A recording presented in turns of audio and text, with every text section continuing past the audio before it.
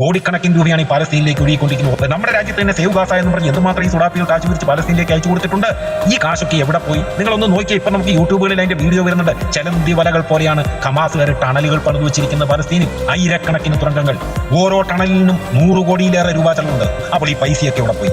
ഈ പാലസ്തീനിലേക്ക് ഒഴുകിയ പൈസ എല്ലാവരും ടണൽ ഉണ്ടാക്കുകയല്ലായിരുന്നു. ഈ ടണൽ കൊണ്ടുള്ള പ്രയോജനം എന്താണ്? ആ ടണലിൽ കൂടെ നുറഞ്ഞു കയറി ഇസ്രയേലിൽ കയറി ഇസ്രയേലികളെ വെടിവെച്ച് കൊല്ലുക, ജൂതനെ കൊല്ലുക എന്ന ഒരൊറ്റ സിദ്ധാന്തം. കാരണം എന്താണ്? ഖുർആൻ പറഞ്ഞു,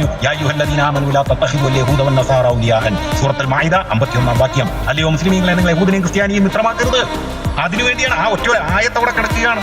ലോകത്തുള്ള അവസാനത്തെ ജൂതനെയും കൊല്ലാതെ ഈ ലോകം അവസാനിക്കുകയല്ല.